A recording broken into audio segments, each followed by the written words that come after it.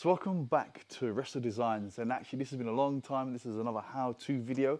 I've got a whole section of how-to videos. It's worth checking out, guys, covering Mark II and Mark III and some Mark IV bits and pieces. Today, Mark III. Now, quite common on these cars. This is going to be kind of a few how-tos. I'm going to show you how to remove your rear door card as well as your rear window, electric window, if you need to change the motor.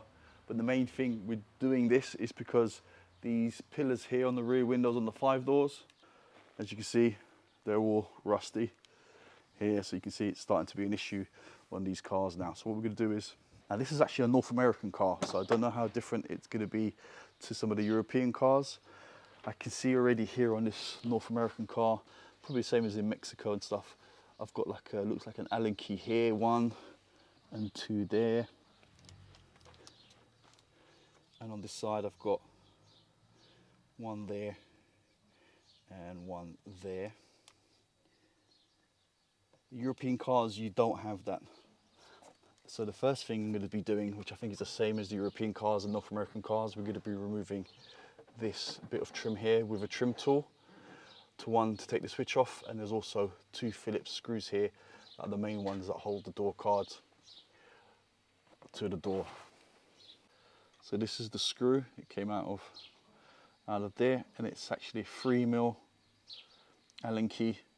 So this is actually reminiscent of the Mark IIs, kind of had there on there, if you had the Mark II before, whereas the Mark III European cars don't have these.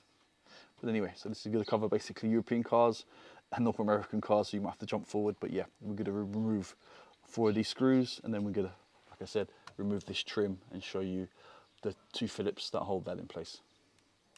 Okay, so now with your trim tool, I'll get it wedged into this little crack here. There we go. And just carefully prise it forward.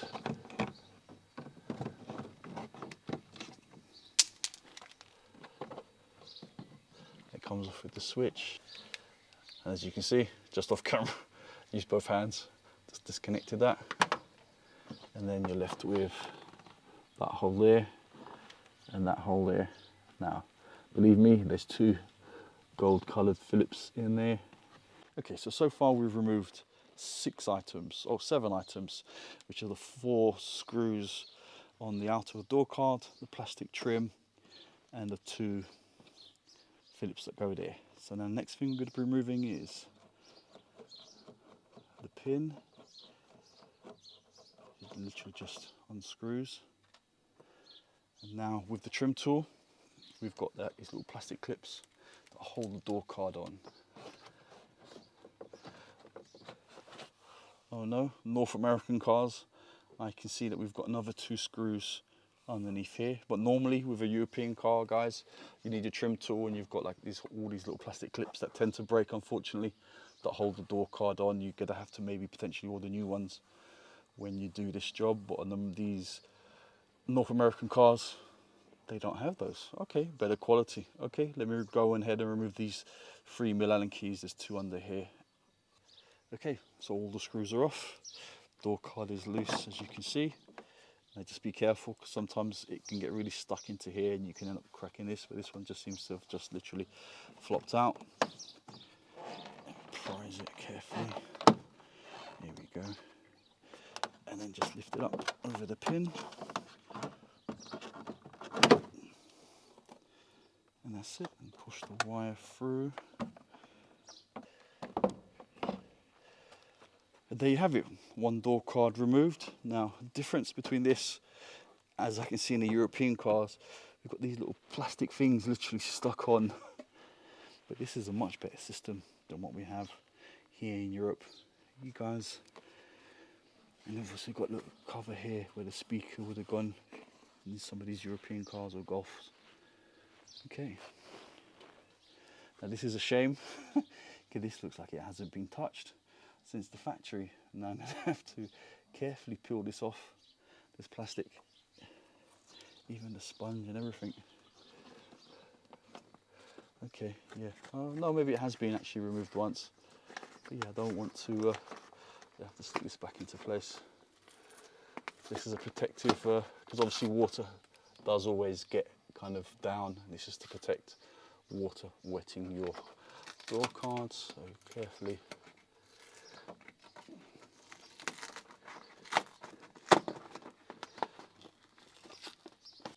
So the next thing we've got to do is got to remove the latch. Now what it is, got these 4 little clips, and you've got to literally push it in that direction to unlock it. As you can see, these 4 teeth, don't pull on it, it doesn't go that way, it goes literally that way from left to right. You pull it off and then you can just literally unhook it. Let's take it off. You can stay in the car and carefully. And the next thing we're going to be doing is with the trim tool, carefully take off this bit of trim. Maybe I'll get a wider one on here. You don't want to damage this plastic. So I actually got the right tool for the job. I literally got it all off. Job done with no damage. So now with the window down, or kind of, so now with the window quarter of the way down, we can reach the 2 10mm that hold it in here in location. And then we can literally then pull the glass up and off the runner.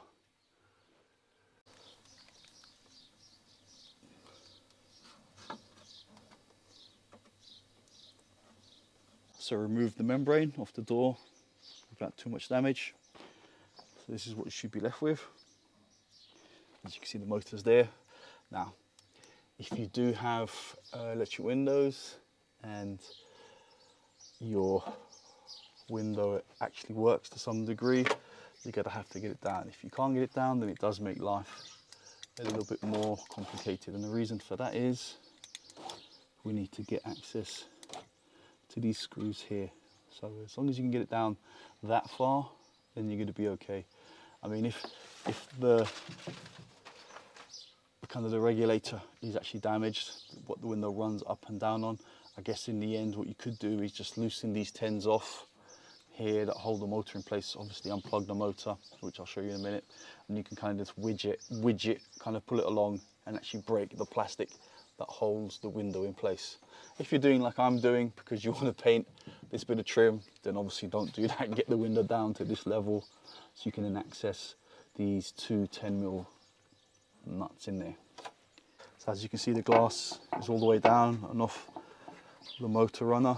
So now you're able to take off this little seal that sits along here, and the reason for that is there is going to be a small little Phillips up in this corner here, and then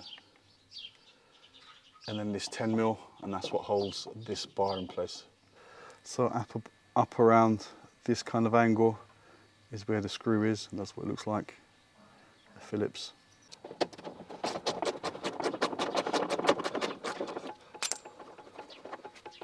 And now it should be able to move, hopefully. It's a bit stuck. So there we've got it, kind of.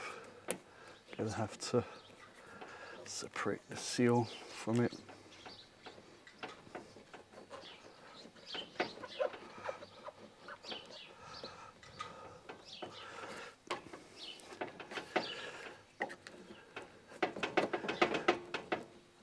So once you've removed the bar, as you can see, you've got enough space here now to actually get the glass out. As you can see, you can get the glass fully out.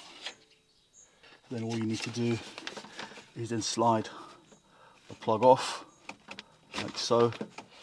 Remove the 3 10s, because I'm not going to do it, because actually I don't need to, here. And then you can kind of twist it round, and as you'll see, it will come out through this gap here quite easily, and then you fit. Generally what comes is just the regulator, is what we call the regulator. It isn't actually the motor, because it's actually quite expensive to buy. Most of the market bits will be just that part, and you kind of screw this off. There's 3 screws that kind of hold this onto the regulator. You kind of put that on, and away you go. And then it's just a reverse process of what you saw here today. So it's a short video just on how to do your rear electric windows and remove the door card and all the rest of it. And now I can get on with painting this bit here that was all rusty. Alright guys, thanks for watching. Please subscribe. Ding-a-ling-a-ling. Click on that notification bell and be safe, guys. And that's a nice interior, isn't it?